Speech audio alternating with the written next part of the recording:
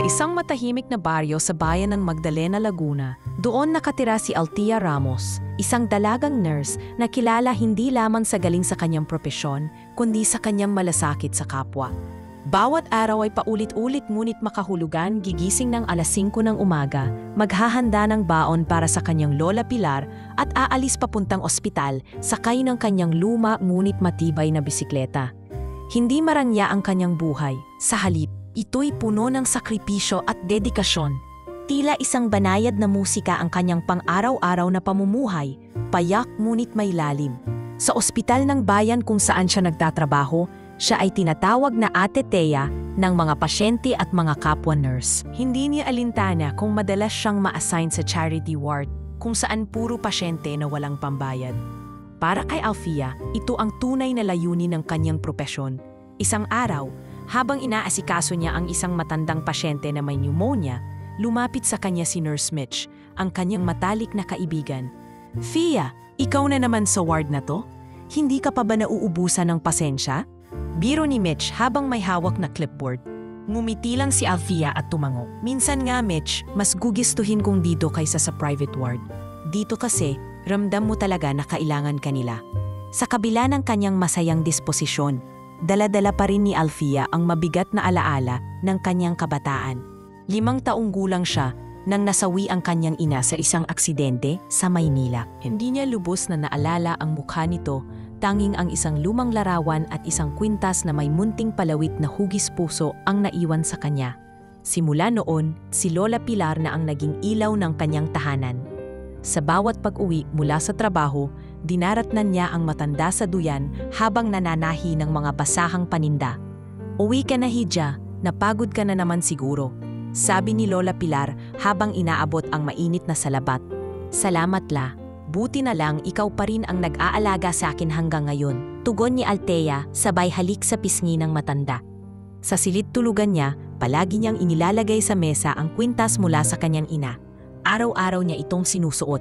Para sa kanya, ito ay hindi lamang alaala, kundi parang gabay sa lahat ng desisyon sa buhay. Habang inaayos ang kanyang kwarto isang gabi, kinuha niya ang kwintas at inalala ang kanyang pangarap. "Balang araw, gusto kong magpatayo ng sariling klinika, yung para sa mga katulad kong lumaking walang-wala, para hindi na kailangang mamili pa ng gamot o pagkain ang mga tao." Bulong niya sa sarili habang pinagmamasdan ang buwan sa labas ng bintana. Kahit na tila imposible sa estado niya sa buhay, hindi siya nawawala ng pag-asa. Lahat ng dagdag duty, lahat ng voluntary mission, sinasalihan niya, hindi para magpasikat, kundi para mas maraming matulungan. Isang linggo, sumama siya sa isang medical mission sa isang liblib na barangay sa bayan ng Louisiana. Maghapon silang nagserbisyo, nagbigay ng libreng gamot, check-up, at nutritional counseling. Pagod man, bakas sa mukha ni Althea ang kasiyahan. "Mabuhay ka, iha, hindi ka talaga katulad ng iba," ani ng isang matandang lalaki na binigyan niya ng libreng insulin. "Wala po yon, lolo. Parte po ng trabaho ko yan. At higit sa lahat, masaya po akong nakakatulong," sagot niya na may kasamang ngiti. Ngunit sa kabila ng kanyang kabutihan, hindi pa rin siya ligtas sa panghuhusga ng ilan. "Masyado ka nang nagpapakabayani, Thea. Baka mapagod ka at mawalan ka rin ng saysay," paalala ng isang senior nurse sa ospital. Ngunit ngingiti lang si Althea at sasagot ng, "Hindi po ako nagpapakabayani. Ginagawa ko lang po kung ano ang tama." Sa mga oras ng pag-iisa, madalas niyang tanungin ang sarili kung bakit tila hindi pa rin siya nakakadagpo ng lalaking magmamahal sa kanya. Isa siyang babae na kahit hindi mayaman, mayaman sa puso. Isa siyang anak na tapat, kaibigan na totoo, at nurse na handang ialay ang lahat para sa kapakanan ng iba. Sa mga mata ng marami, isa siyang ordinaryong babae. Pero sa darating na mga araw, isang hindi inaasahang pangyayari ang magbabago sa takbo ng kanyang buhay. Sa isang daan sa gitna ng ulan, makikilala niya ang taong babago ng kanyang tadhana. Isang estangherong hindi inaakalang may koneksyon sa kwintas na kanyang iniingatan buong buhay niya. Sa isang mataas na gusali sa Ortigas Center, tanaw mula sa salamin ang abalang lungsod ng Maynila. Hindi niya ito inuuna, ngunit minsan sa gabi, habang nakatingin sa bituin, nararamdaman niya ang kalungkutan ng pag-iisa. Ma, sana kahit saglit lang, makita mo na kung paano ako nabubuhay. Sana malaman mo na sinusubukan kong maging mabuting tao, araw-araw. Mahinang sabi niya habang hawang ang kwintas. Maraming nagtataka kung bakit hindi pa siya nagkakaroon ng kasintahan. Maraming manliligaw, may guro, may pulis, may negosyante pa nga, pero lahat ay tinanggihan niya. Bakit ayaw mong sumubok, Thea? Tanong minsan ni Mitch. Hindi ko pa nararamdaman yung totoo. Ayoko nang basta lang. Gusto ko, kung darating man siya, may dahilan. Yung hindi lang basta para lang masabing may kasama. Sagot niya. Tahimik, may lalim at puno ng kabutihang loob. Iyan si Althea. Sa loob ng executive office na puno lang minimalist na disenyo, nakaupo si Dominic Navarro. Isang lalaking bihis sa itim na suit, walang bahid ng pagod sa kanyang tindig, ngunit may malalim na lungkot sa kanyang mga mata. Siya ang presidente at CEO ng Navarro Holdings, isang higanting korporasyon na kilala sa larangan ng real estate at pharmaceutical ventures. Marami ang humahanga sa kanyang katalinuhan at disiplina, ngunit sa kabila ng tagumpay, maraming bulong ang nagsasabing walang ibang mahalaga sa kanya, kundi ang negosyo, at walang lugar ang pag-ibig sa puso ng isang tulad niya. Nakakatuwa, Mr. Navarro. You closed 3 deals in 2 weeks. Hindi niyo talaga tinatantanan ng market. Sabi ni Angela, ang kanyang executive secretary habang iniabot ang folder ng panibagong partnership proposal. Trabaho lang, Angela. Emosyon ang nagpapabagal sa tao. Maikling sagot ni Dominic habang tinanggap ang dokumento at sinimulang basahin. Sanay na si Angela sa ganitong sagot mula sa kanya. Tahimik lang itong tumango at lumabas ng opisina. Ngunit lingid sa kaalaman ng marami. Si Dominic ay may tinatagong sugat sa nakaraan na hanggang ngayon hindi pa rin tuluyang naghihilom. Sa kanyang pribadong kondo, isang larawan ang matagal nang nakapatong sa isang sulok ng shelf. Isang babae na may malambing na mata at ngiting puno ng pangarap. Si Isabella, ang babaeng pinakamamahal niya. 10 taon na ang nakalipas mula nang mawala ito sa isang sunog na sinundan ng trahedyang wala man lang malinaw na paliwanag. Wala ring labi ng katawan na natagpuan. Nagtapos ang lahat sa isang bangungot at simula noon, isinara niya ang puso at nilunod ang sarili sa trabaho. Habang hawak ang mug ng kape, tiningnan niya ang larawan. Kung buhay ka pa, bakit hindi ka nagpakita? Bulong niya, puno ng sakit. Naging normal sa kanya ang magmamaneho mag-isa upang makawala sa stress. Ayaw niya ng bodyguard o driver. Gusto niya ng katahimikan sa mga biyahe. Isang hapon, matapos ang meeting sa isang pharmaceutical plant sa Batangas, minabuti niyang magmaneho papuntang Laguna upang makalanghap ng sariwang hangin. Dumaan siya sa isang masukan at mabatong daan malapit sa bundok. Biglang pumalya ang preno ng kanyang SUV. Pinilit niyang kontrolin ang manibela habang pumipreno gamit ang gear down. Hanggang sa wakas ay naiparadang ligtas sa gilid ng daan, ngunit may halong usok na lumalabas mula sa makina. Damn it! Bulalas niya habang bumababa ng sasakyan. Kumukulog. Sumisilip ang madilim na ulap, tanda ng paparating na ulan. Tinignan niya ang paligid. Walang katao-tao. Ilang minuto ang lumipas. Nagsimula nang bumagsak ang ulan. Hindi niya alam kung tatawag ng tulong o maghintay. Mahina ang signal. Sa kanyang isipan, ito na marahil ang pinakadi inaasahang pangyayari sa kanyang linggo. Habang sinusuri ang hood ng sasakyan, may parating na bisikleta sa malayo. Isang babae, nakapayong, may bitbit na bag na tila galing sa ospital. Huminto ito malapit sa kanya. Nag-aalanganin kung lalapitan o hindi. Sir, okay lang po ba kayo? Nasiraan po ba kayo ng sasakyan? Tanong ng babae, marahang tinatanggal ang face mask. Napatingin si Dominic. May kung anong pamilyar sa mukha nito. Ang mga mata, ang paraan ng pagtitig. Ngunit pinigilan niyang mag-isip ng kung ano paman. Hindi ko alam kung overheat lang o may sira talaga ang makina. Sagot niya, medyo malamig ang tono. Pwede ko pong tingnan. May konti po akong alam sa sasakyan. Madalas pong masiraan ang ambulansya namin. Kaya nasanay na rin, sabi ng babae, sabay ngiti. Napilitan siyang tumango. Go ahead, wala rin naman akong magawa dito. Habang sinusuri ni Althea ang makina, tinanggal niya ang suot na jacket dahil nababasa na sa ulan. Doon napansin ni Dominic ang kwintas na suot niya. Lumang silver chain na may palawit na hugis puso. Nanlaki ang kanyang mga mata. Tila isang palaso ng alaala ang tumama sa kanyang dibdib. Hindi iyon maaaring pagkakamali. Eksaktong-eksakto. Parehong disenyo, parehong haba. Ang kwintas na iniregalo niya kay Isabela, 1 taon bago ito mawala. Hindi siya makapagsalita, tumigil ang kanyang paghinga sa ilang sekundo habang pinagmamasdan ang palawit na tumatama sa dibdib ng dalaga sa tuwing gagalaw ito. "Sir," tawag ni Althea. "Mukhang kailangan pong palamigin muna ang makina. Baka po barado ang radiator." Nagpatuloy siya sa pagsasalita, ngunit tila wala na si Dominic sa sarili. Bumalik sa kanya ang huling araw na nakita niya si Isabela. Ang huling yakap, ang halakhak, at ang pagbibigay niya ng kwintas bilang simbolo ng walang hanggang pagmamahal. "Nasaan mo nakuha ang kwintas na yan?" tanong ni Dominic. Halos pabulong. Napatingin si Althea. "Ito po, sa nanay ko pa po ito. Matagal na pong patay ang nanay ko. Hindi ko po alam kung saan niya ito nakuha. Basta sa akin na po ito mula bata pa ako." Nanlambot ang tuhod ni Dominic. Hindi siya makapaniwala. Napakababa ng posibilidad. Pero narito, sa harap niya, ang isang dalagang may hawak ng bagay na dapat ay wala na sa mundo. Tumulo ang isang patak ng luha sa kanyang pisngi. Agad niya itong pinunasan. "Pasensya na," aniya, sabay iwas ng tingin. "Salamat sa tulong." At sa kabila ng patuloy na pagbuhos ng ulan, bigla siyang sumakay muli sa SUV at nagpaandar. Hindi na inintindi kung maayos na ang makina o hindi. Gusto lang niyang lumayo. Naiwan si Althea sa gilid ng daan, nababasa sa ulan, tulala sa kakaibang reaksyon ng lalaki. Anong nangyari doon?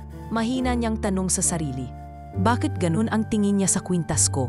Walang sagot, walang paliwanag. Ngunit ang gabing iyon ay hindi na mawawala sa kanyang isipan dahil iyon ang simula ng isang lihim na matagal nang nakabaon sa nakaraan. At isang katotohanang unti-unting bubulabog sa mundo nilang dalawa.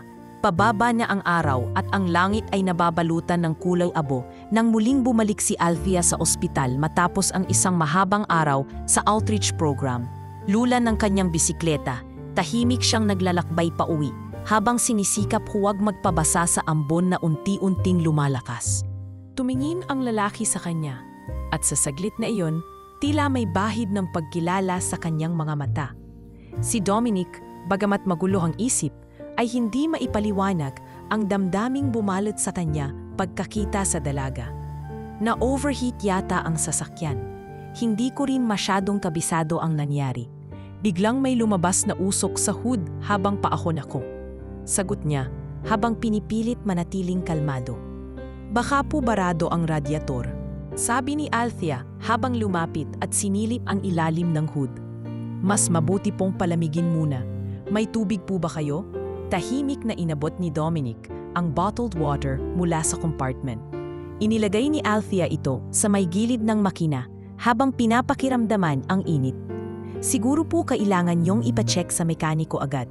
Pero kung gusto niyo, may kakilala po ako sa bayan." Wala siyang kamalay-malay na sa rutang iyon, ilang metro lamang ang layo sa kurbadang kalsada, may taong muling magpapagulo sa kanyang tahimik na mundo. Habang tinatahak ang madamong daanan papunta sa gilid ng bundok, natanaw niya ang isang SUV na naka-hazard at may usok na lumalabas mula sa makina. May lalaking nakatayo sa gilid, basang-basa na sa ulan, hawak ang telepono habang halatang inis at balisa. Napabagal ang kanyang pagpadyak. Napaisip siya kung lalapitan ba ang estranghero o itutuloy na lang ang pag-uwi. Ngunit nanaig ang kanyang konsensya. Kahit kailan, hindi siya lumampas sa nangangailangan ng tulong. "Sir, may problema po ba?" tanong niya habang tinatanggal ang hood ng kanyang jacket at tinulungan ang lalaki mula sa gilid ng kalsada. "Pwede ko pong i-text, baka makaabot pa bago dumilim?" alok niya. Tumango si Dominic ngunit hindi agad sumagot. Ang kanyang paningin ay nakatuon na ngayon sa maliit na bagay na palaging nakalaylay sa leeg ni Althea. Ang kwintas na hindi niya inaakalang muling makikita pa sa buong buhay niya. "Pasensya na kung tanong ko ay medyo personal," sabay banggit niya. "Pero saan mo nakuha yung kwintas mo?" Napatingin si Althea. "Ito po, sa nanay ko pa po ito. Luma na nga eh. Pero Pero hindi ko talaga kayang tanggalin. Alaala ko po siya rito. Anong pangalan ng nanay mo? Tanong ni Dominic, tila nanginginig ang boses. Rosalinda po. Pero tinatawag siyang Linda ng karamihan. Namatay siya nung 5 taon pa lang ako. Sabi ng lola ko na aksidente raw siya sa Maynila. Parang binagsakan ng langit at lupa si Dominic. Hindi lang ang kwintas ang bumalik sa kanyang alaala, kundi pati ang pangalang matagal na niyang pilit kalimutan. Linda, Isabela, parehong pangalang ginamit ng babae sa 2 yugto ng kanilang relasyon. Isabela, ang pangalan sa lungsod. Linda, ang pangalang ginagamit daw ng iilang kamag-anak sa probinsya. Hindi siya makapaniwala. Linda, bulong niya, halos di marinig ni Althea. Sir, tanong ni Althea, tila nag-aalala. Okay lang po ba kayo? Kanina pa po kayo parang natitigilan. Pasensya na, nagulat lang ako. Medyo familiar lang sa akin ang kwintas mo at ang pangalan ng nanay mo. Mahina niyang sagot. Nagkatinginan sila ng ilang segundo.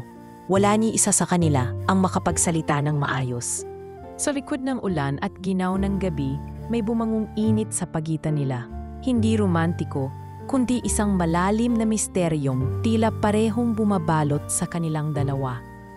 Nagsimulang bumuhos ng malakas ang ulan. Walang masisilungan malapit, kaya't si Althea ay nagdesisyong buksan ang malaking payong na palagi niyang dala tuwing biyahe. Ibinigay niya ito kay Dominic. Sir, gamitin niyo po muna. Malapit na po ang bayan. Baka makasakay kayo ng tricycle. Ako na po mag-aayos nito hanggang makontak ko ang mekaniko. Ngunit si Dominic, tila nawala ng gana. Hindi dahil sa sakit ng sasakyan kundi sa sakit ng kalooban. Dahan-dahan siyang umatras, bumalik sa loob ng sasakyan at sinubukang paandarin ito. Hindi ko maintindihan, bulong niya sa sarili habang pinipilit i-start ang makina. Bakit siya may suot ng kwintas? Bakit ang kwento niya eksakto sa mga tanong ko sa loob ng 1 dekada? Tumulo ang luha sa kanyang pisngi, ngunit hindi niya pinunasan. Hindi niya kayang tingnan muli si Althea. Hindi pa. Hindi sa ganitong pagkakataon. Bago pa man siya muling tanungin ni Althea, bigla niyang napaandar ang sasakyan. Walang pasabi, pinaandar niya ito palayo. Bit-bit ang bigat ng nakaraan, na ngayon ay tila bumalik para muling guluhin siya. Naiwan si Althea sa gitna ng ulan. Hawak ang payong. Basang-basa ang damit at puso. Habang pinagmamasdan niya ang papalayong ilaw ng SUV, unti-unti niyang naramdaman ang malamig na hangin na tila yumakap sa kanyang katawan. Bakit ganun siya tumingin sa akin? Parang may nakikita siyang hindi ko alam. Mahina niyang sambit sa sarili. Habang naglalakad pabalik sa kanyang bisikleta, isang pakiramdam na hindi niya maipaliwanag ang bumalot sa kanya. Hindi takot, hindi saya. Isang pangambang may hindi pangkaraniwang bagay na nag-ugat sa simpleng pagkikita nila sa ulan. At habang muling pumapadyak pa uwi sa kanilang maliit na bahay sa baryo, galadala ni Althea ang mga tanong na walang kasagutan at ang pakiramdam na ang kanyang tahimik na mundo ay hindi na muling magiging katulad ng dati. Hindi na muling nakita ni Althea ang lalaking kanyang tinulungan sa gilid ng kalsada matapos ang gabing iyon. 1 linggo na ang lumipas, ngunit nananatili pa rin sa kanyang alaala ang kakaibang reaksyon ng estrangherong iyon nang makita ang kanyang kwintas. Hindi rin niya maalis sa isipan ang tanong nito tungkol sa kanyang ina. Isang anong na tila may mabigat na kahulugan na hindi niya agad na unawaan. Rosalinda po, pero tinatawag siyang Linda ng karamihan. Naalala niyan sinabi habang hinahawakan ang palawit sa kanyang dibdib. Habang nakaupo siya sa kanyang silid kinagabihan, pinagmamasdan niya ang kwintas. Parang may bumabalot na kakaibang pakiramdam sa bawat kilat nito sa liwanag ng lampara. Ginulo niya ang sariling buhok at ibinaba ang kwintas sa kanyang palad. Nagsimula na siyang magduda. Bakit ganun na lang ang naging reaksyon niya? Hindi siya mukhang basta na lang nagulat. Para bang may pinagdadaanan din siya tungkol dito, pulong niya sa sarili. Kinabukasan, habang abala sa ospital, isang kilalang pasyente ang dumating para sa check-up. Si G. Benito, isang retiradong pulis at lolo ng isa sa kanyang mga estudyante sa nursing class. Kilala itong madaldal, pero marami rin itong kwento sa nakaraan. Althea, kamukha mo ang isang babae na minsan kong nakilala noon. Parang ikaw nung kabataan niya, biro nito habang tinutusok ng hiringgilya sa blood extraction. Talaga po, Lolo Benito? Sino naman po iyon? Tanong ni Althea. Habang pinipilit ngumiti. Si Linda. Kilala siya sa Maynila. Naging volunteer nurse din dati sa isang foundation. Maganda, tahimik, may misteryosong aura. Pero bigla siyang nawala. Sabi ng iba, nasawi raw sa sunog. Pero may mga chismis din noon na hindi raw siya patay. Napapitlag si Althea. Linda, ulit niya. Oo, Rosalinda ata ang buong pangalan niya. Hindi ko na maalala ng buo, pero kilala siya ng mga taga Maynila noong araw. Parang may karelasyon siyang kilalang negosyante noon, pero hindi natuloy ang kasal. Matagal na yon, mga 9 o 10 taon na ang nakakaraan. Dagdag pa ni G. Benito bago ito inakay paalis. Hindi mapakali si Althea buong araw.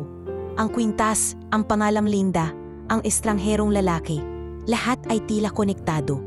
Nang matapos ang kanyang shift, agad siyang umuwi at hinanap ang lumang kahon na tinatago ni Lola Pilar sa ilalim ng kama. Ang kahong may laman ng ilang bagay mula sa kanyang ina. Dahan-dahan niyang binuksan ang kahon. Andoon pa rin ang mga lumang litrato, ilang sulat, at ang birth certificate niya. Habang binubusisi ang mga dokumento, may nakita siyang maliit na sobre na tila matagal nang hindi nabubuksan. May nakasulat sa labas ng sulat, para kay Althea, kung sakaling hanapin mo ang totoo. Kinabahan siya. Hindi niya alam kung dapat ba niyang basahin iyon na yon o ipagpaliban pa. Ngunit nanaig ang kagustuhang maunawaan ang lahat. Maingat niyang pinunit ang gilid ng sobre at binuplat ang lumang sulat. Anak, kung sakaling hindi mo na ako makilala o maalala, gusto kong malaman mo na hindi kita pinabayaan. Sa likod ng lahat ng sakit at pag-iisa, ikaw ang naging dahilan kung bakit ako lumaban. Kung sakaling hanapin mo kung sino ang tunay mong ama, hindi ko siya kailanmang tinago. Siya ay mabuting tao, pero pinaghiwalay kami ng pagkakataon at panganib. Hindi ko alam kung kailan darating ang araw na magkikita kayong muli, pero alam ko sa puso ko, darating iyon. Ingatan mo ang kwintas na iyan. Hindi lang iyan mula sa akin, kundi mula rin sa kanya. Tumulo ang luha ni Althea habang binabasa ang sulat. Hawak ang kwintas sa kanyang kaliwang palad at ang papel sa kanan. Ramdam niya ang panginginig ng katawan. Hindi lang pala alaala ng ina ang dala ng kwintas, kundi koneksyon din sa isang lalaking maaaring naging mahalaga sa kanilang buhay. Kinabukasan, tila hindi siya mapalagay sa ospital. Habang naiaasikaso ng gamot sa pharmacy, may lumapit na delivery personnel at iniabot ang isang bouquet ng puting lilis at isang liham. Walang lagda. Ngunit sa loob ng sobre ay nakasulat, "Maraming salamat sa pagtulong mo sa akin sa daan. Sana'y magkita tayo muli." Dominic, kinabahan siya. Hindi niya alam kung anong mararamdaman. Masaya ba siya? Naguguluhan? O natatakot sa mga posibleng malamang kasunod nito? Sa loob ng ilang segundo ay hindi siya makagalaw. "Uy, Thea, halata ko namumula ka." Pang-aasar ni Mitch habang sinisilip ang card. "Wala to," mabilis niyang sagot, sabay tago ng sulat sa bulsa. Pero ang liham na iyon ay naging hudyat ng simula ng isang serye ng tanong na hindi na niya kayan ipagsawalang bahala. Sino talaga si Dominic at paano niya nakuha ang kaparehong kwintas na suot ng kanyang ina? Ano ang koneksyon ng foundation na pinasukan nito noon sa sinasabing negosyanteng karelasyon ni Linda? Sa kanyang paglalakad pauwi ng bahay, pinaybay niya ang parehong daan kung saan unang nagtagpo ang kanilang landas. Tahimik ang paligid, ngunit sa loob niya ay may ingay ng mga tanong na wala pa ring sagot. Huminto siya sa lugar kung saan siya tumulong sa nasirang sasakyan ni Dominic. Tahimik niyang tiningnan ang paligid. "Ma, kung totoo ngang siya ang tinutukoy mo sa sulat, ano na ang susunod kong hakbang?" Mahina niyang tanong habang hawak muli ang kwintas. At sa gitna ng katahimikan ng gabi, isang bagay ang malinaw. Hindi na niya kayang baliwalain ang mga koneksyon. Hindi ito aksidente. Hindi ito basta pagkakatagpo. Ito ay simula ng paghahanap ng katotohanan. At ang sagot ay maaaring nasa kamay ng estrangherong CEO na minsan na niyang tinulungan sa gitna ng ulan. Makalipas ang 2 linggo mula noong huling pagkikita nila ni Dominic sa gitna ng ulan, tila hindi pa rin matahimik ang kalooban ni Althea. Hindi siya sanay sa ganitong pakiramdam, ang pagkabagabag na hindi dulot ng trabaho o pagod, kundi ng isang bagay na hindi niya maipaliwanag. Isang damdaming parang may kulang, isang misteryong hindi niya kayang balewalain. Bawat hakbang niya sa ospital ay may dalang tanong sa isipan, at sa bawat pag-uwi niya sa gabi, laging ang kwintas ang kanyang hawak. Tila ito ang susi sa kasagutang hindi pa niya natatagpuan. "Althea, anong iniisip mo dyan?" Tanong ni Mitch isang hapon, habang sabay silang nagmemeryenda sa pantry. Napalingon si Althea mula sa pagkakatitig sa bintana. "Wala naman, yung lalaki lang na tinulungan ko dati." Yung nasiraan sa kalsada. Hanggang ngayon hindi ko pa rin makalimutan ang itsura niya nang makita niya tong kwintas ko. "Teka, siya rin ba yung nagpadala sa'yo ng bulaklak at sulat nung isang linggo?" Tanong ni Mitch habang nag-aangat ng kilay. "Oo," sagot ni Althea, halos pabulong. Pero hindi ko na siya sinagot. Hindi ko rin alam kung bakit. Parang natatakot akong malaman kung anong koneksyon namin, kung bakit ganun na lang ang reaksyon niya. "Gusto mo ba siya?" Pabirong tanong ni Mitch. "Hindi ko alam," mahinang tugon ni Althea. "Hindi ko nga siya lubos na kilala. Pero parang may koneksyon. Hindi basta koneksyon na romantic. Parang may nakaraan siyang may kinalaman sa pamilya ko." Napabuntong hininga si Mitch. "Kung ako sa'yo, haharapin ko." Kasi habang tumatagal, lalong tatahimik yan sa labas, pero mag-iingay sa loob mo. Hindi na sumagot si Althea. Ngunit sa gabing iyon, habang nakahida sa kama at muling binabasa ang liham mula kay Dominic, napagdesisyonan niyang hindi na maghintay pa ng sagot mula sa wala. Gusto niyan malaman ang totoo. At kung hindi siya kikilos, sino pa? Ilang araw ang lumipas sa tila mapaglarong pagkakataon habang naglalakad siya palabas ng ospital. Isang maliit na liham ang iniabot ng isang lalaki sa labas. May suot itong corporate ID, halatang inutusan lamang. "Para po sa inyo, galing po kay Mr. Navarro." Maikling sambit nito bago agad lumayo. Kinabahan si Althea. Tumakbo ang puso niya sa kaba habang binubuksan ang sobre. Nakasaad doon, "Hindi ko alam kung paano kita kakausapin nang hindi ako magkakamali. Pero kailangan nating mag-usap. Isang dinner, isang pagkakataon.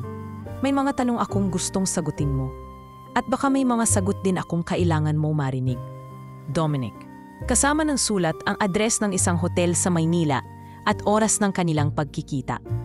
Sa una ay gusto niyang tanggihan, ngunit naalala niya ang sulat ng kanyang ina. Ang pangalan na binanggit ni Lolo Benito. At higit sa lahat, ang lalaking iyon, ang mga mata nito na puno ng alaala at sakit. Dumating ang gabi ng paanyaya. Magsi 6:30 na ng gabi nang bumaba siya mula sa jeep sa tapat ng isang mamahaling hotel sa Makati. Suot niya ang pinakamagandang simpleng damit na meron siya. Isang asul na long-sleeved na bestida at flat shoes.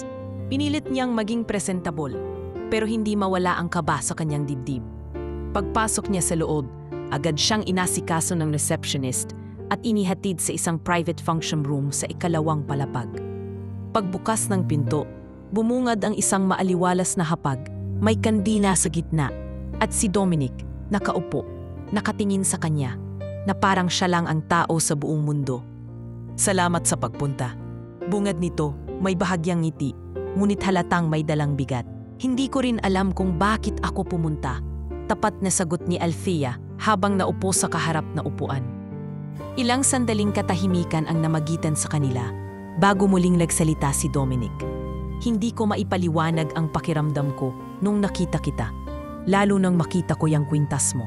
Hindi ako isang taong naniniwala sa mga bagay na padalos-dalos. Pero nung gabi na yun, parang may bumalik sa akin na hindi ko kayang baliwalain." Pinisil ni Althea ang kwintas na nakalaylay sa kanyang dibdib. "Galing to sa nanay ko, si Linda." Tumango si Dominic. "Isabela ang pagkakakilala ko sa kanya. Pero noong panahong magkasama kami, alam kong Linda rin ang kanyang tunay na pangalan. 10 taon na ang nakalipas mula nang mawala siya sa isang sunog sa Maynila. Sinubukan kong hanapin siya, pero walang labi na natagpuan. Akala ng lahat, patay na siya." Hindi agad nakapagsalita si Althea. Naramdaman niyang unti-unting umiinit ang kanyang mga mata. Ang mundo niyang tahimik, puno ng kahulugan, ay tila unti-unting tinatanggalan ng katiyakan. "Ang ibig mong sabihin, si Mama, siyang fiancé mo?" Tanong niya, nanginginig ang tinig. "Hindi ko sigurado," sagot ni Dominic. Pero lahat ng detalye, ang pangalan, ang kwintas, ang mukha mo, ang edad mo, lahat ay nagtuturo sa isang direksyon. At gusto kong malaman ang totoo. Pinagmasdan ni Althea ang mukha ng lalaki. Seryoso, puno ng pananabik at takot. Gusto niyang itanggi. Gusto niyang sabihin na baka nagkakataon lang. Ngunit sa puso niya, may bahid ng paniniwala. May sulat ang nanay ko. Iniwan niya para sa akin. Hindi niya sinabi kung sino ang ama ko. Pero sinulat niya na mabuti raw ito, na pinaghiwalay sila ng panganib. Sabi ni Althea, habang tahimik na pumapatak ang luha sa kanyang pisngi. Tumayo si Dominic, lumapit sa kanya at maingat na inabot ang kanyang kamay. Kung totoo nga ang lahat, kung ikaw ang anak ng babaeng minahal ko noon, kung ikaw ang iniwan niya sa mundo bilang alaala niya, hindi kita iiwan. Hindi ko hahayaang manatili kang may tanong at hindi ko hahayaang mawalan pa ng bahagi ng sarili ko. Nang gabing iyon, wala silang kasiguraduhan kung anong katotohanan ang kanilang madidiskubre. Ngunit parehong malinaw sa kanila, hindi na ito basta isang pagkikita. Isa itong tawag ng nakaraan at isang panimula ng mas malalim na paghahanap sa ugnayang sinubok ng panahon, trahedya at lihim. At habang tinatapos nila ang hapunan sa gitna ng katahimikan ng silid, nagsimula na ring gumalaw ang panahon, patungo sa kasagutang matagal nang inaasam ng parehong puso. Ang silid kung saan ginanap ang kanilang hapunan ay tila sinadyang mapuno ng katahimikan. Walang musika. Walang iba kundi sila. Si Althea na puno ng tanong at si Dominic na tila may baong sikreto mula sa nakaraan. Sa pagitan ng mga kutsara at tinidor, ng malamig na puting tablecloth at mga pinggang may mamahaling dekorasyon, ay nananatili ang tahimik ngunit mabigat na espasyo sa pagitan nila. Ipinatawag kita hindi para guluhin ang buhay mo, Althea. Mahinang panimula ni Dominic habang tinititigan ang baso ng tubig sa kanyang harapan. Pero simula nang makilala kita, hindi na ako matahimik. May mga alaala na bumalik. May mga tanong na hindi ko na kayang baliwalain. Tahimik lang si Althea habang marahang pinipisil ang kanyang kwintas. Hindi pa rin siya makapaniwala na ang simple at tahimik niyang mundo ay biglang nawasak ng mga bagay na dati ay bahagi lang ng nakaraan ng kanyang ina. Ang gabing ito ay hindi lang simpleng paanyaya, kundi tila paghuhukay sa isang puntod ng kasaysayang matagal nang ibinaon sa limot. Gusto kong malaman ang lahat, sagot niya, mata sa mata. Gusto kong malaman kung sino ka, kung anong connection mo kay mama, at kung bakit ako ang may hawak ng kwintas na yan. Tumango si Dominic at saka muling nagsalita. Ngayon ay mas buo ang boses. 11 taon na ang nakakalipas. May nakilala akong babae sa isang fundraising event para sa Navarro Medical Foundation. Nurse siya, volunteer. Tahimik lang pero matapang. Mahilig tumawa pero may lungkot sa likod ng mata. Siya si Isabella or Linda, ayon sa kanyang ilang kaibigan. Ilang buwan kaming nagkita. Taimtim, walang ibang nakakaalam. Dahil kahit ako, ayaw kong isa publiko. Takot akong baka gamitin ng media laban sa kanya, laban sa amin. Umupo siya ng mas direkta, tinitigan si Althea. Nagmahalan kami at isang gabi, ibinigay ko sa kanya ang kwintas. Gawa yon sa pilak, disenyo ko mismo, palatandaan ng pangako ko sa kanya, na hindi ko siya iiwan. Naramdaman ni Althea ang unti-unting pamumuo ng luha sa kanyang mata. Hindi pa man buo ang lahat ng detalye. Tila may bahagi ng kanyang puso na nakakakilala sa sinasabi ni Dominic. Tila may tinig mula sa kanyang pagkabata ang unti-unting bumabalik. Pero anong nangyari? Tanong niya. Nagplano kaming magpakasal. Pero ilang linggo bago ang petsa, nasangkot siya sa isang sunog sa isang gusali kung saan siya nagtatrabaho. Nakita raw siyang huling pumasok para iligtas ang isang batang pasyente. Pagkatapos nun, wala nang nakakita sa kanya. Sinabing patay na siya. Pero walang bangkay, walang ebidensya, at higit sa lahat, walang paalam. Parang naglaho na lang. Bakit hindi ka naghanap? Tanong ni Althea. Ngayon ay may bahid na ng sakit ang boses. Naghanap ako. Inubos ko ang personal kong pera sa pribadong investigador. Gumamit ako ng koneksyon. Pero lahat sila isang bagay lang ang sinasabi. Wala na siya. At ako, naubos. Hindi lang sa resources kundi sa loob.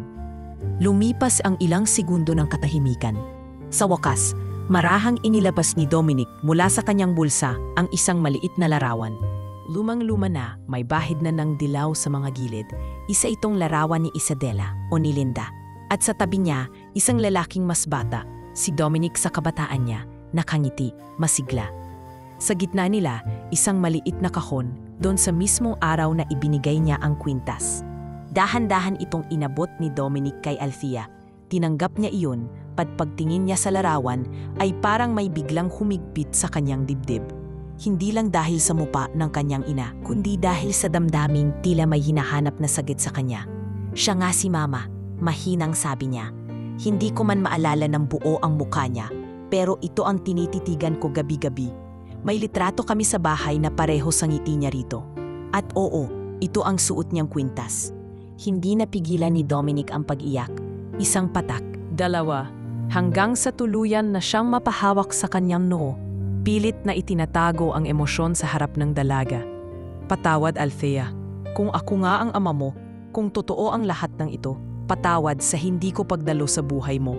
Patawad sa pagkawala. Patawad sa pagiging banyaga sa sarili kong dugo. Hindi agad nakasagot si Althea. Hindi niya alam kung ano ang mararamdaman.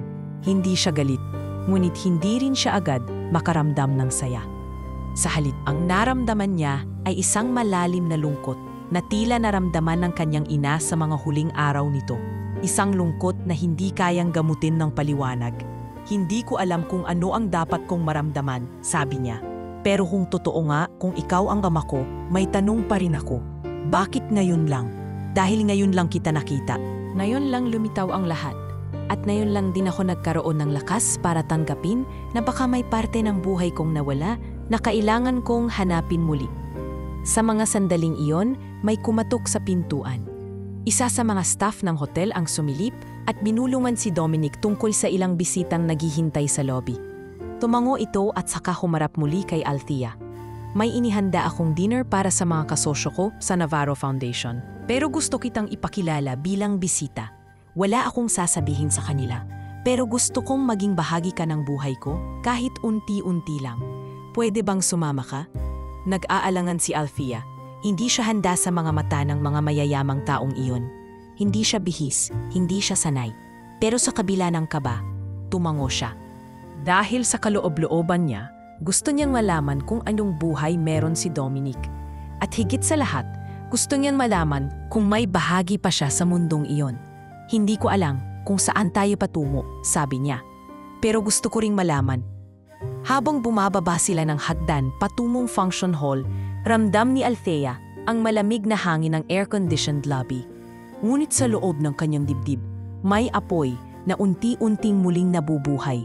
Ang apoy ng paghahanap ng pag-asa at ng isang simula.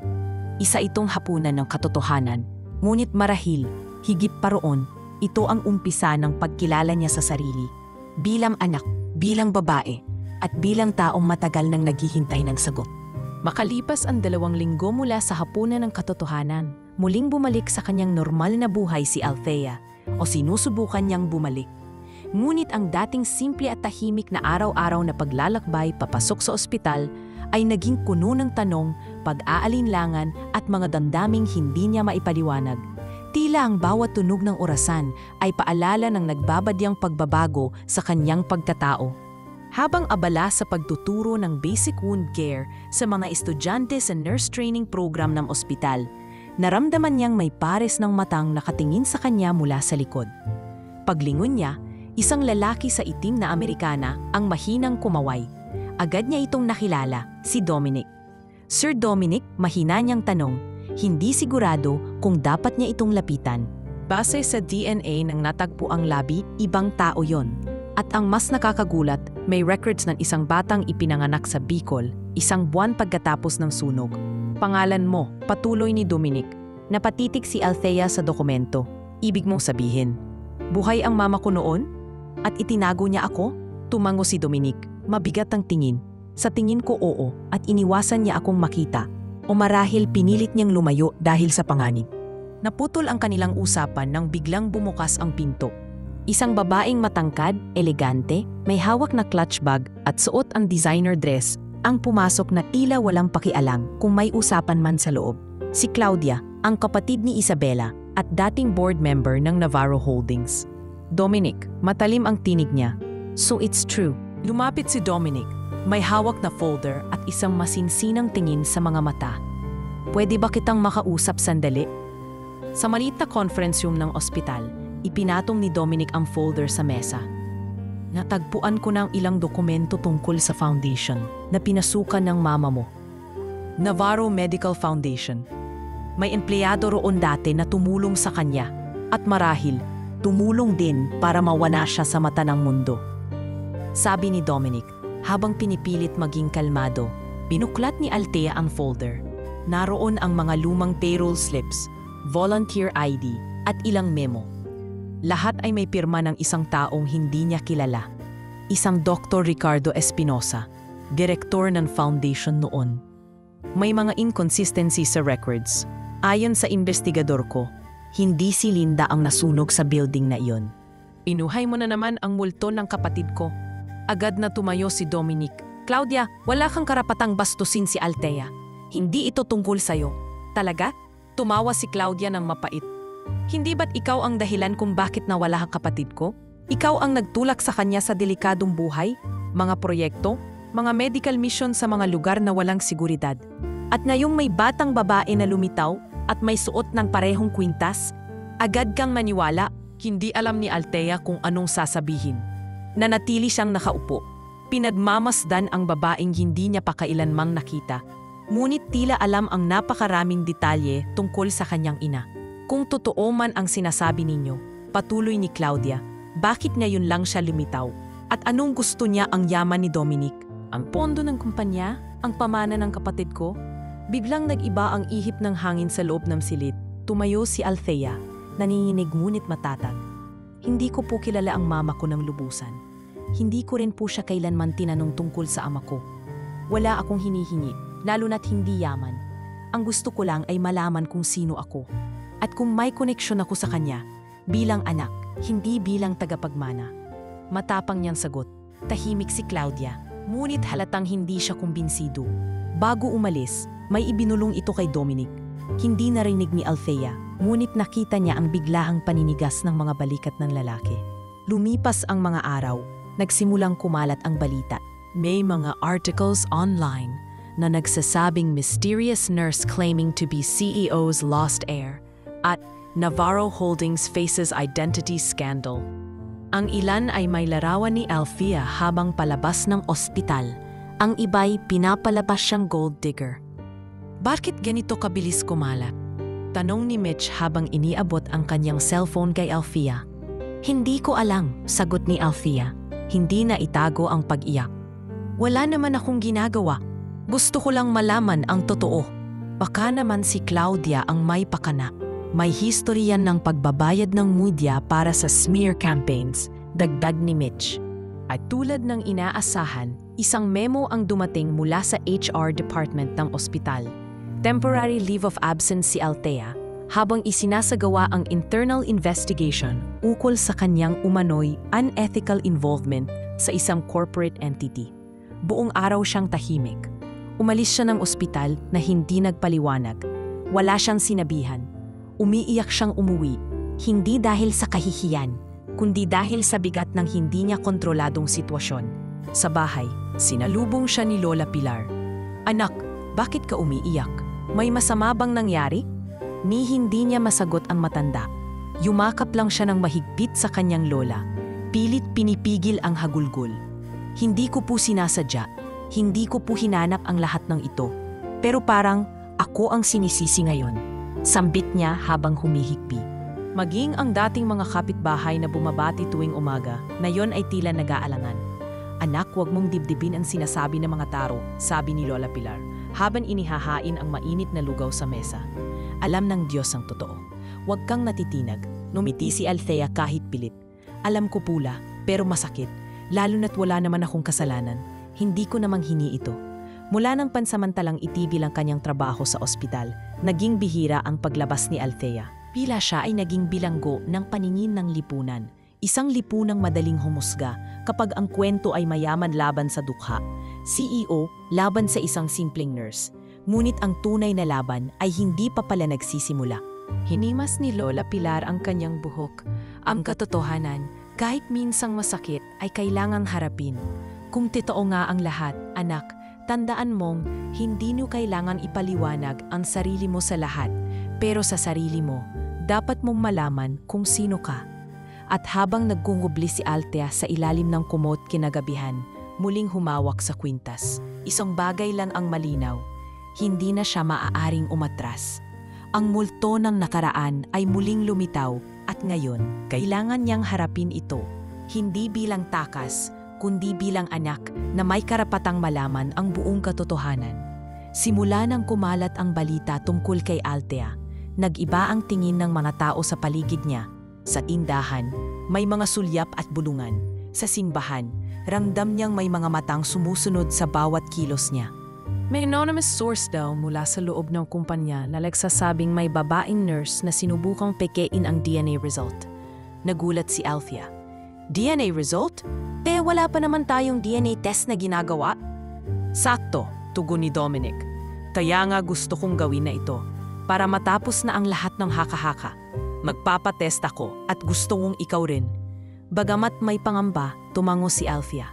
Kung yan ang makakapagpatunay sa katotohanan, gawin natin. Ngunit hindi si Claudia ang tanging may intensyong pabagsakin si Althea. Kinabukasan, isang hindi pamilyar na pangalan ang lumutang sa headlines. Ronald Sison. Isang hapon, habang inaayos niya ang mga lumang gamit ng kanyang ina, dumating si Dominic sa kanilang bahay, hindi inaasahan. Kasama niya ang isang babaeng pamilyar sa media, si Attorney Luisa Beltran, Legal Counsel ng Navarro Holdings. Pasensya ka na kung hindi ako nag-text. Bungad ni Dominic habang bumababa mula sa itim niyang sasakyan. Pero kailangan nating pag-usapan ang isang seryosong bagay. Sa loob ng maliit na sala ng kanilang bahay, ipinakita ni Attorney Beltran ang kopya ng reklamo na isinampa ni Claudia laban kay Althea. Nakalagay sa dokumento ang akusasyong fraudulent claim of kinship at misrepresentation for potential financial gain. Hindi ako makapaniwala. Bulong ni Althea habang binabasa ang dokumento. Pinapalabas niyang niloloko ko kayo? Gusto niyang patunayan sa board ng Navarro Holdings at sa publiko na ginagamit mo raw ang kwintas para lokohin ako. Para makuha ang bahagi ng pamana ng kapatid niya. Paliwanag ni Dominic, tila pigil ang galit. Ano bang meron kay Claudia? Bakit parang galit na galit siya sa akin? Tanong ni Althea. Tumugon si Dominic, mababa ang boses. Si Claudia ang una at huling taong hindi naniwala sa pagkamatay ni Isabela. Matagal na niyang sinisisi ang lahat sa akin at ngayon na may lumabas na konektado kay Linda, naramdaman niyang tinraidor siya sa alaala ng kapatid niya. Hindi pa man natatapos ang kanilang usapan. Isang tawag mula sa isang reporter ang dumating sa telepono ni Dominic. Hindi niya sinagot, ngunit halatang nababahala siya. Sulod-sulod na ang media inquiries. Isang dating board director ng Navarro Holdings na bigla na lang naglabas ng pahayag na may palihim na relasyon raw si Dominic at Althea at na ginagamit ni Althea ang kwento para manipulahin ang pag-aari ng kumpanya. Ronald used to be my father's ally, paliwanag ni Dominic habang pinapakita ang artikulo. Pero mula nang kunin ko ang posisyon bilang CEO, hindi na siya nakabalik sa board. At ngayon, ginagamit ka niya para sirain ang kredibilidad ko. Pati ako nadadamay sa corporate war ninyo. Wika ni Althea, naluluha. Wala naman akong ginusto kundi malaman ang totoo. Sa loob ng ilang araw, nagkaroon ng media frenzy. Isang vlogger ang gumawa pa ng video na may pamagat na The Nurse and the CEO, Scandal or Destiny. Kumalat ito sa social media at kasama sa thumbnails ang mukha ni Althea habang nakasuot ng uniforme ng nurse. Pinuputakte ng mga netizen. Gold digger yan, hahanap-hanap ng mayamang ama. Ewan ko ba kung totoo ang kwento, parang scripted. Kung totoo siyang anak, bakit noon lang lumitaw? Kahit hindi niya gustong basahin, hindi na niya mapigilan. Ang bawat komento ay parang karayom sa kanyang dibdib. Hindi na lang siya pinag-uusapan bilang nurse. Pinagdududahan na rin ang kanyang pagkatao. Maya-maya, may dumating na sulat mula sa ospital. isang notice of temporary suspension dahil sa possible conflict of interest and breach of professional conduct. Halos hindi siya makagalaw habang binabasa ang liham. Hindi pa man siya nakaka-recover sa balita. Dumating si Dominic kinagabihan. Hindi ko na pinigilan ang board. Pero may plano na ako. Seryoso niyang wika. Althea, hindi ito matatapos hanggat hindi tayo lumalaban. Ayokong ipagpalit ang katotohanan sa katahimikan. Tumingin si Althea sa kanya, pagod ngunit matatag.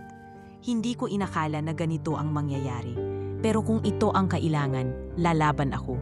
Hindi para sa yaman, kundi para sa pangalan ng mama ko, para sa pagkatao ko. Sa gabing iyon, habang tahimik na pinagmamasdan ni Althea ang buwan mula sa kanilang bintana, pinanghawakan niya ang kwintas sa kanyang dibdib. Minsan, isang bagay lang ang makakapagdikit ng lahat ng piraso, katapangan. At ito na ang simula ng kanyang tunay na paglaban. Hindi na siya ang simpleng nurse na tumutulong sa daan. Siya na ngayon ang babae na hinahabol ng multo ng nakaraan, sinisira ng mga may kapangyarihan, ngunit tumitindig hindi para sa pera, kundi para sa katotohanan. Mainit ang sikat ng araw ng umagang iyon, pero para kay Althea, tila ba ang buong paligid nalulunod sa makapal na ulap. Bitbit ang usang maliit na backpack at ilang folders na naglalaman ng personal na mga gamit. Tahimik siyang umalis sa ospital na minsang naging tahanan niya sa loob ng halos 5 taon. Dati-rati, tuwing siya'y naglalakad sa koridor ng ospital, may mga ngiti, may tawanan, at mga pasyenteng lumalapit para magpasalamat. Ngayon, ni isa ay walang lumapit sa kanya, parang bigla siyang naging estranghero sa lugar na minsang naging bahagi ng kanyang mundo. Ngunit halata sa bawat kilos niya ang bigat ng iniisip. Hindi lang sa pagkakahiwalay niya sa trabaho, kundi sa panghuhusga ng lipunan at pagdududa sa kanyang pagkatao.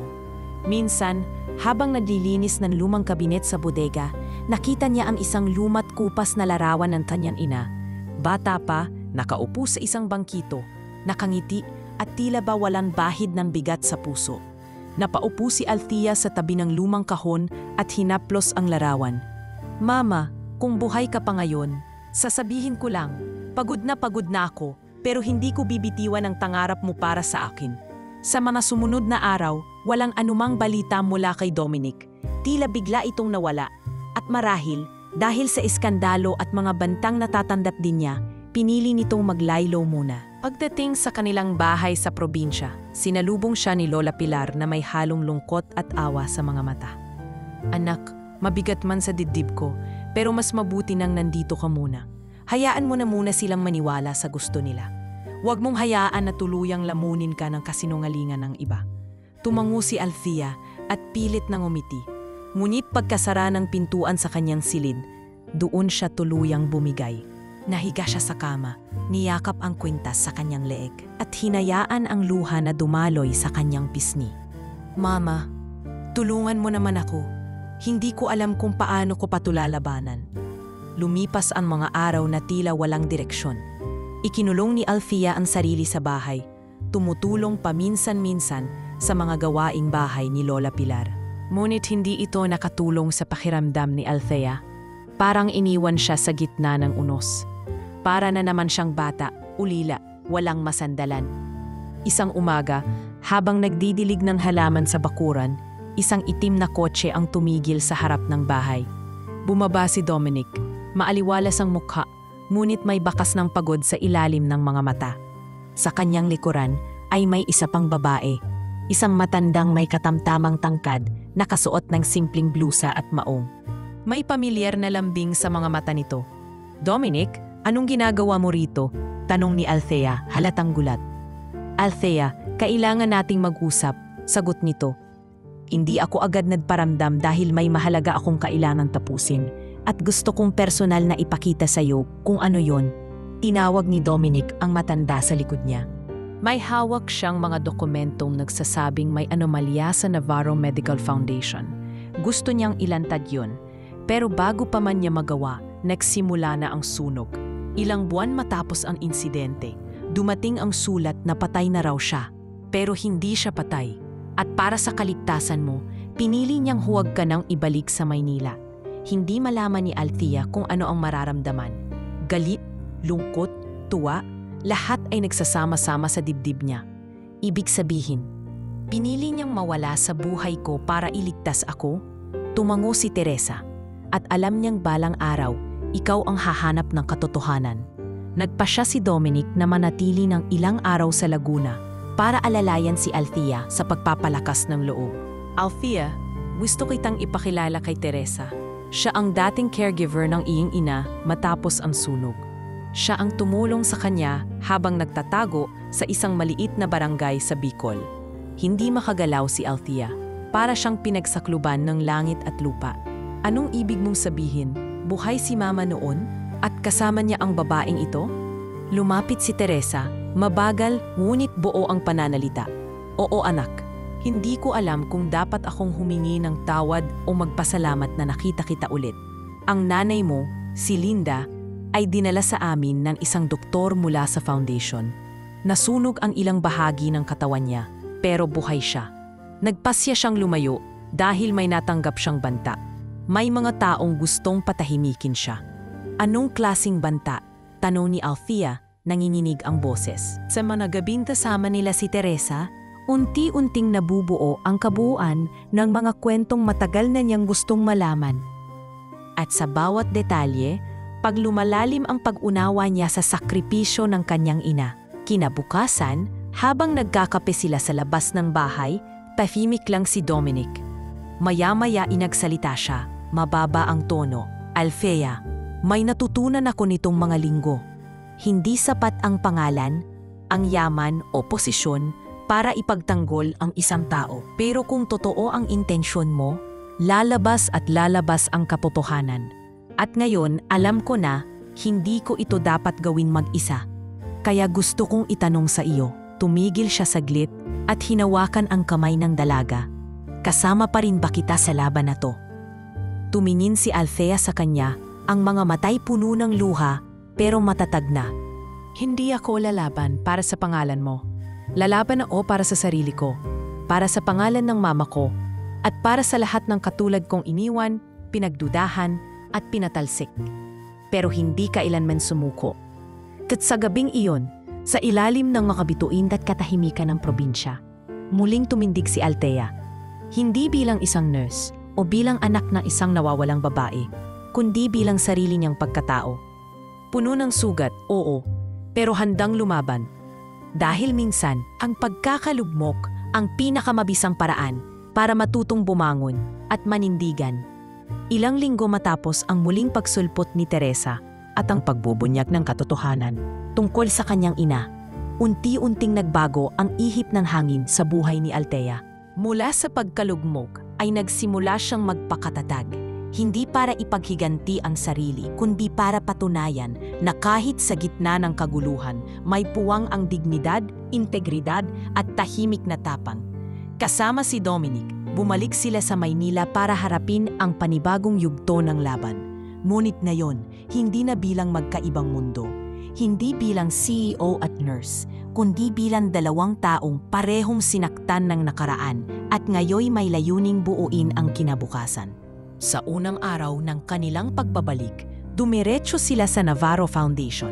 Ipinatawag ni Dominic ang buong board of directors para sa isang emergency meeting.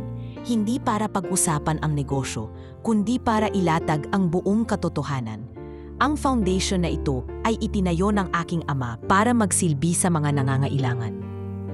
Ngunit sa mga nagdaang taon, ginamit ito ng iilan para sa pansariling interes, panimula ni Dominic habang nakatayo sa harap ng mga kasamahan. Kasama ni Althea si Teresa, hawak ang ilang dokumentong nagpapatunay ng anomalya, ang parehong dokumentong dating itinago ng kanyang ina. Ngunit ngayon ay hawak na niya bilang patunay ng matagal na nilang ipinaglalaban. Ang babaeng si Linda, na minahal ko at sinira ng sistemang ito, ay nagsakripisyo para hindi tuluyang masira ang pundasyon ng Navarro. At ngayon, ang anak niya, si Althea, ay narito hindi para agawin ang anumang bagay, kundi para itama ang kasaysayan. Tahimik ang buong silid, ang dating mga bulong-bulungan, ay napalitan ng kaba at pagkabigla. Si Claudia, na nasa kabilang panig ng mahabang mesa, ay hindi makatingin ng diretsyo. Alam niyang nabubuo na ang kabuuang larawan na matagal niyang pilit winasak. Makalipas ang ilan araw, inanyayahan ng foundation si Althea na maging project consultant para sa expansion ng medical missions sa mga liblib na lalawigan. Hindi ito posisyon para magdesisyon sa board, ngunit isang hakbang patungo sa mas makabuluhang layunin, ang iangat ang serbisyong medikal para sa mas marami, lalo na ang mga katulad ng dati niyang mga pasyente sa Laguna. Sigurado ka ba dito? Tanong ni Dominic habang nasa sasakyan sila pauwi mula sa opisina. Oo, sagot ni Althea. Ito ang gusto ko noon pa man. Hindi kayamanan, hindi kapangyarihan. Gusto kong makapagsilbi. Pero ngayon, may boses na ako para gawin ito sa mas malawak na paraan. Samantala, habang lumalakas ang boses ni Althea sa loob ng foundation, mas naging masigasig naman ang mga galaw ni Claudia. Sa tulong ng ilang alyado sa board, nagsampa siya ng kaso para ipawalang bisa ang mga desisyong isinagawa ni Dominic kabilang ang appointment ni Althea. Ngunit sa halip na matakot, mas lalong tumatag ang paninindigan ni Althea. Hindi ako narito para sa personal mong alitan, Claudia. Prangkang sinabi niya sa harap ng isang closed-door meeting. At kung tingin mong kaya mo akong payukuin sa takot, nagkakamali ka. Hindi rin nagtagal, isang confidential audit ang inilunsad ni Dominic. Kasama ang isang independent auditing firm, lumabas ang resulta. May milyon-milyong pisong nawawala sa pondo ng foundation.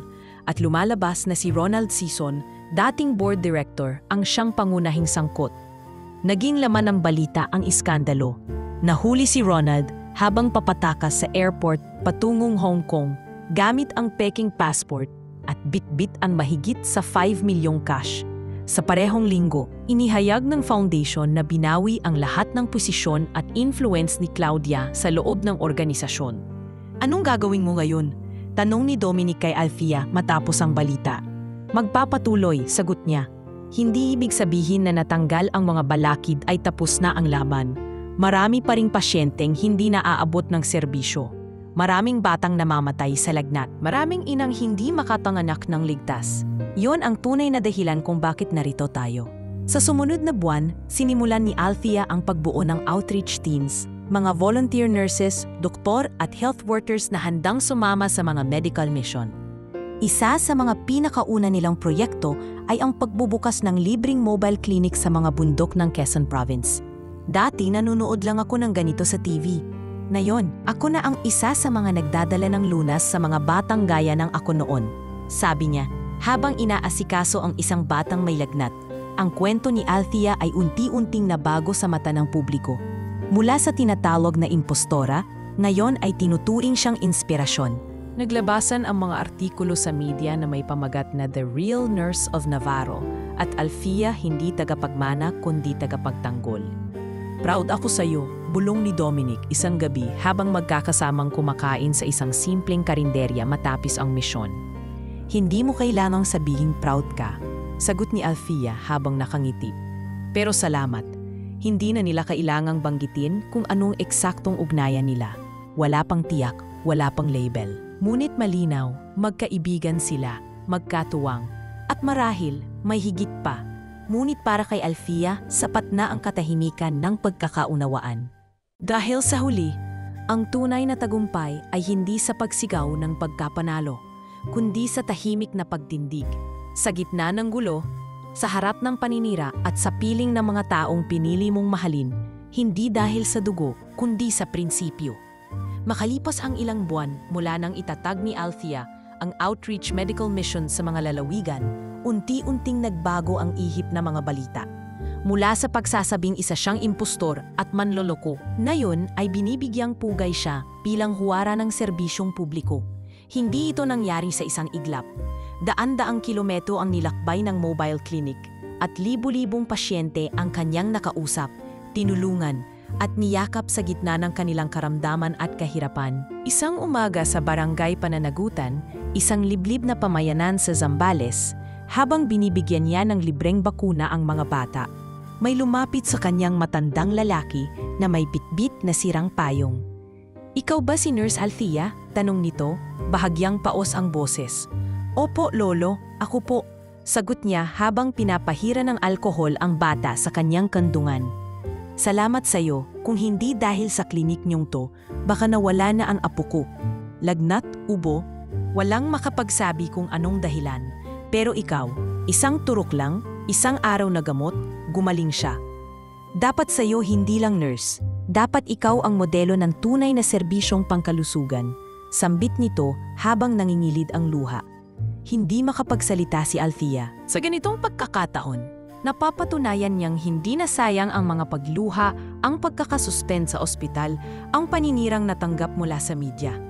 Sa bawat buhay na kanyang naaabot, doon niya napatutunayang tama ang kanyang piniling landas.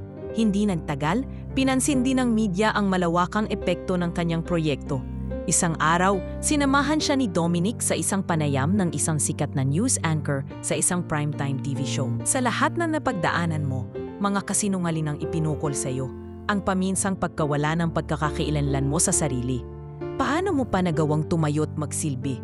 Tanong ng host habang nakatutok ang kamera. Tumingin si Althea sa lens ng kamera, hindi bilang artista o personalidad, kundi bilang simpleng babaeng may bitbit na layunin.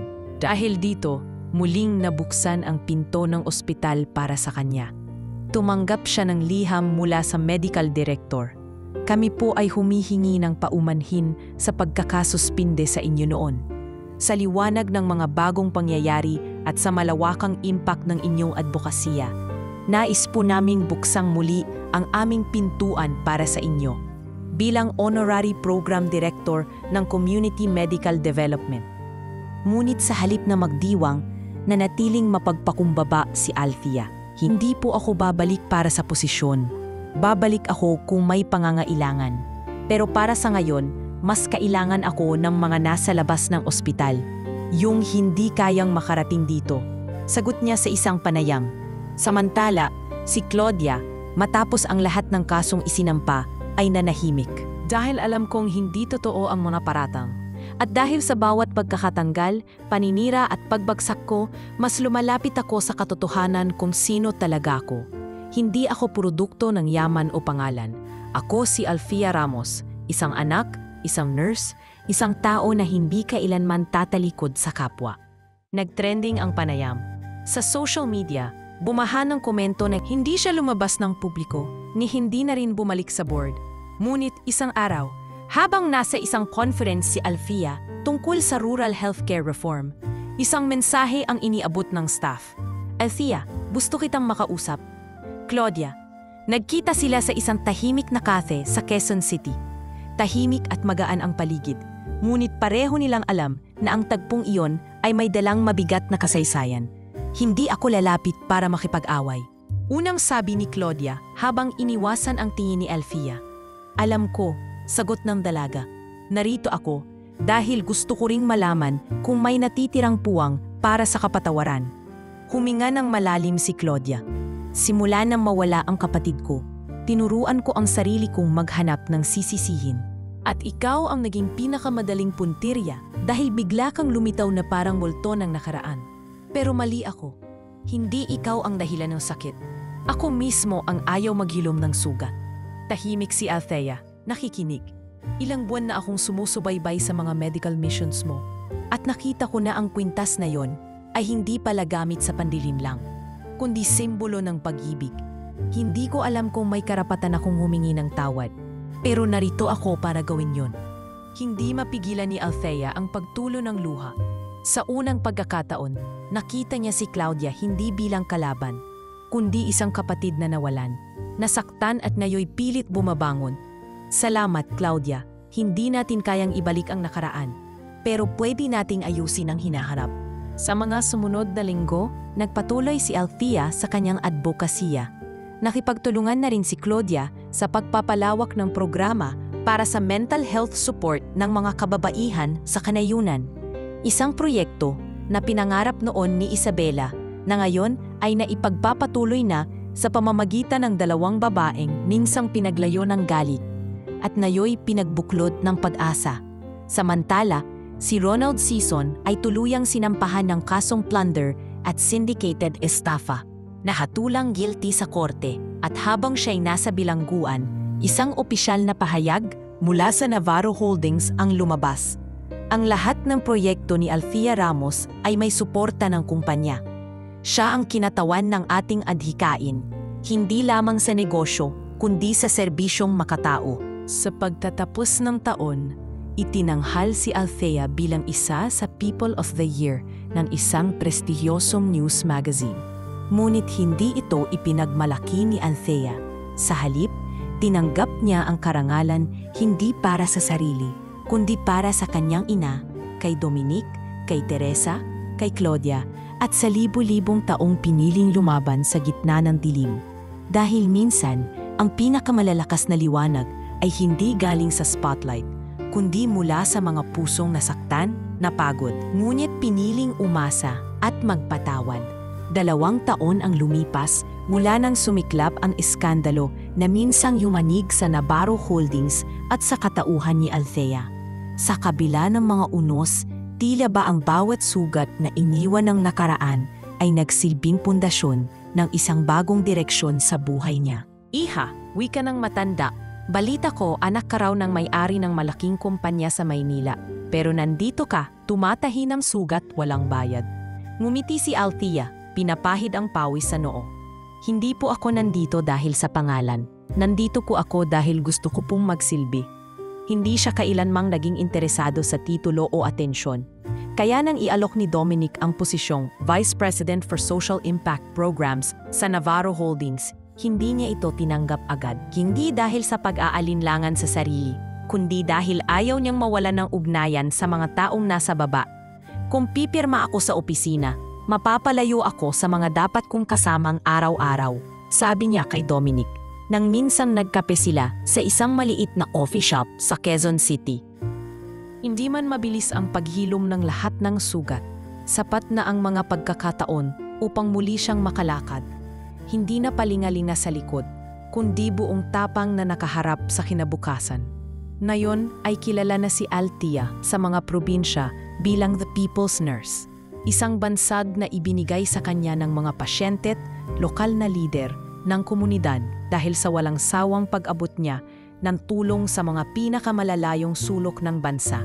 Sa tulong ng mga bagong medical volunteers, donors at mga dating pasyente na ngayon nagbabalik serbisyo bilang mga katuwang, nagkaroon na ng sanga-sangang mga programa ang kaniyang Mobile Clinic Initiative.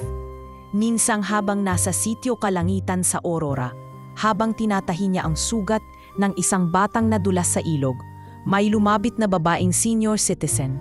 Gusto ko pa ring marinig ang iyak ng bata, ang daing ng nanay, at ang salamat ng mga pasyente. Tumingin si Dominic sa kanya, puno ng paghanga. Kaya nga ikaw ang dapat na nandyan, dahil ikaw ang puso ng foundation na gusto nating itayo. Sa tulong ni Dominic, nagtayo sila ng bagong non-profit organization na hiwalay sa Navarro Holdings.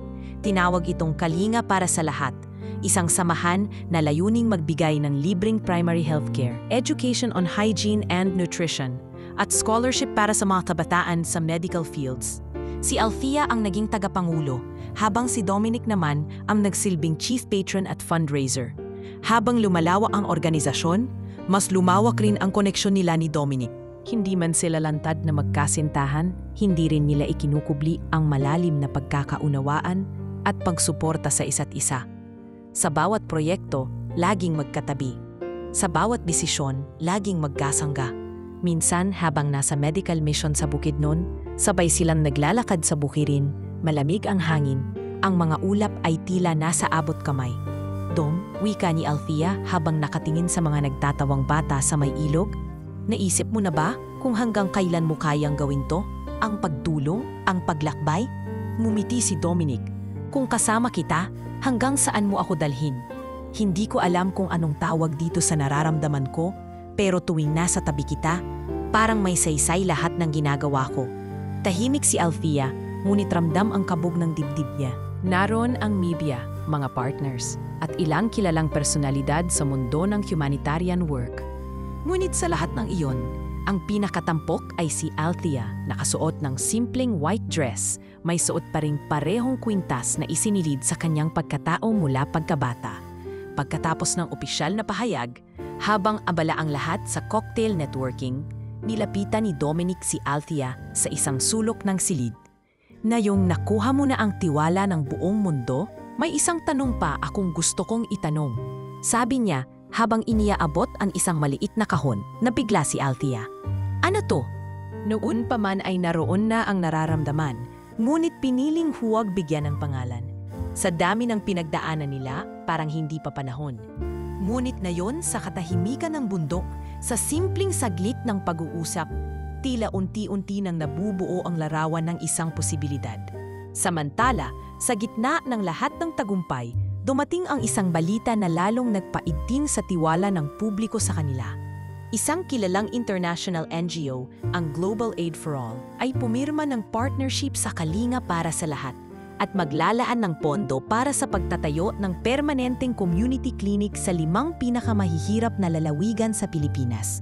Ang seremonya ng pagpirma ay ginanap sa isang simpleng conference hall sa Maynila. Ito ang simula ng tunay na partnership natin, hindi lang sa advokasya, kundi sa buhay. Sagot ni Dominic habang marahang inilalahad ang laman ng kahon.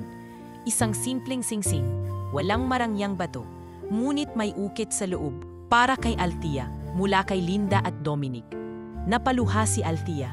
Ang mga pangalan, ina niya at Dominic, magkasama sa isang alahas na may kahulugang higit sa material. Isa itong pagpapatuloy ng kwento, pagpapatuloy ng pagmamahalan na hindi natapos sa apoy ng nakaraan. Hindi kita itatali sa akin kung ayaw mo. Hindi rin kita pipilitin. Pero kung handa ka, kung gusto mong simulan ang isang bagong kabanata, alam mo hindi kita iiwan. Hindi na sumagot si Althea. Yumakap siya kay Dominic, mahigpit at sa pagitan ng luha at ngiti, ramdam nilang dalawa ang simpleng kasagutan, oo. At sa gabing iyon, habang tahimik silang nakatayo sa harap ng mga taong dati estranghero, ngayon ay pamilya na sa advokasya. Alam nilang ang bagong simula ay hindi lang tungkol sa kanila. Ito'y para sa lahat ng mga sinaktan ng mundo ngunit piniling bumangon. Para sa mga inulila ng kasaysayan ngunit piniling mabuhay. At para sa pag-ibig na hinubog hindi ng pangako kundi ng pagpapatuloy. Isang hakbang sa bawat araw. Sa paglipas ng 3 taon mula nang unang magkita sa ilalim ng ulan, maraming nagbago sa buhay ni Althea at Dominic. Ngunit sa kabila ng mga pagbabago, nanatiling buo ang kanilang ugnayan. Lumalim sa pagtutulungan, tumatag sa gitna ng pagsubok at umusbong sa katahimikan ng tunay na pagkakaintindihan. Ang dating mga sugat ng nakaraan ay naging bahagi ng kasaysayan at ngayon ay nagsisilbing pundasyon ng mas makulay na hinaharap. Isang gabi sa Pebrero, habang ang buong Maynila ay abala sa selebrasyon ng National Health Workers Month, naghahanda ang Navarro Foundation para sa pinakamalaki nitong annual event, isang gabi ng pagkilala para sa mga bayaning walang medalya, ang mga nurse, doktor, midwife at community health volunteers mula sa iba't ibang panig ng bansa. Ang lugar ng pagdiriwang ay ang Grand Pavilion ng bagong itinayong Navarro Kalinga Medical Hall, isa sa mga flagship projects ng kanilang pinagsanib na organisasyon. Si Althea ang guest of honor ng gabi, sa kabila ng pagod mula sa mga huling linggong pag-ikot sa Bicol at Visayas. Nanatili ang kanyang ngiti habang binabati siya ng mga bisita. Althea, Miss Althea, Ma'am Althea, tawag ng mga taong hindi na bago sa kanya. Dating mga pasyente, scholar ng kanilang foundation, maging ilang dayuhan mula sa NGO partners. Suot niya ang isang simpleng cream na damit. Ang buhok ay nakalugay at sa kanyang leeg ay ang parehong kwintas na dala-dala niya sa loob ng mahigit 26 na taon. Ngunit na yung gabi, may kung anong kakaibang sigla sa kanyang mga mata. Parang may hinahanap, parang may inaantay. Nang pumanhik na siya sa entablado upang tumanggap ng Gawad Lingkod Bayan, isang natatanging parangal mula sa Department of Health, nagsalita siya ng buo at tahimik na kumpiyansa. Hindi po ako narito para tanggapin ang gantimpala para sa sarili ko. Ang kwintas na suot ko ngayon ay alaala mula sa aking ina. Isang babae na hindi kilala ng marami. Ngunit siyang dahilan kung bakit ko piniling manilbihan. Sa bawat araw na ako'y tumutulong, dala ko ang kwintas na ito. Bilang paalala ng pag-ibig, sakripisyo at pananampalataya. Tahimik ang buong bulwagan. Ang ilaw ay nakatuon lamang sa kanya. Lahat ng kamera ay nakasungin. Ngunit sa gitna ng katahimikan, isang lalaking nakaitim na tuxedo ang umakyat sa entablado, si Dominic. May hawak siyang maliit na kahon. Ang kilos niya'y banayad. Ang mga mata ay puno ng paggalang. Althea, mahina ngunit buo niyang wika. Noong una kitang nakita ko ang multo ng nakaraan. Pero ngayon, hindi ko na nakikita ang sakit, nakikita ko ang kinabukasan. Mula sa kahon iniluwa ang isang bagong kwintas, mas makintab, mas makinis. Ngunit hawin sa disenyo ng luma, isang puso sa gitna ng dalawang pinagtibay na singsing. May ukit sa likod, sa alaala, sa ngayon, sa bukas. Hinding-hindi ko papalitan ang kwintas na bigay ng mama ko. Sabi ni Althea, bahagyang umiiyak habang hinahaplos ang palawit. Alam ko, tumango si Dominic, kaya hindi ito pamalit. Isa itong panimula. Para hindi mo na kailangang bitawan ang nakaraan para yakapin ang ngayon. Pilit pinipigilan ng mga tao ang pagluha. Ngunit hindi nila napigilan ang pumalakpak ng lumuhod si Dominic. Hindi upang humingi ng kasal sa harap ng lahat, kundi upang humiling ng panibagong yugto ng pagkakaibigan, pagkakaagapay at pag-ibig. Althea Ramos, hindi kita hihilinging pakasalan ako ngayon. Hindi pa ngayon. Pero hinihiling ko na samahan mo ako sa bawat hakbang pa ng mundong ito. Ikaw ang tahanan ko, at kung darating man ang araw na pareho na tayong handa, alam mong ito lang ang una sa marami pa nating simula. Hindi na kayang magsalita ni Althea. Tumango na lamang siya at sa gitna ng palakpakan at liwanag ng entablado, niyakap niya si Dominic, mahigpit, payapa, buo. Makalipas ang isang buwan, isang tahimik na seremonya ang idinaos sa isang baryo sa Tarlac kung saan itinayo ang kauna-unahang Althea Health and Learning Center. Isa itong hybrid clinic at school para sa mga batang may kapansanan. Pinapangasiwaan ng mga volunteer na dating beneficiary ng Kalinga para sa lahat. Habang pinipirmahan niya ang marker ng gusali, tinanong siya ng isang batang lalaki na may saklay. Ate Althea, bakit may 2 kwintas ka po ngayon? Mumiti siya, saka marahang tinapik ang kanyang dibdib. Kasi anak, ang isa ay alaala, ang isa naman, pangako. At pareho silang nasa puso ko. Dahil sa huli, ang pinakamahalagang kwintas ay hindi ang dawa sa pilak o ginto. Ito ang kwintas ng alaala, ang pag-ibig na iniwan ng isang inang tahimik na lumaban. At ang kwintas ng pag-ibig, ang bagong simula, ang tiwala sa taong dumating sa gitna ng bagyo at nanatili hanggang sa liwanag. At sa bawat letrang inukit sa kwintas at sa bawat pusong naantig ng kanyang kwento, iisa ang mensahe na ang tunay na kayamanan ay hindi nasusukat sa pangalan, kundi sa tapang ng isang pusong marunong magmahal kahit sinaktan na. Marunong magpatawad kahit pinagkaitan, at higit sa lahat, marunong tumindig sa ulan, sa dilim at sa liwanag.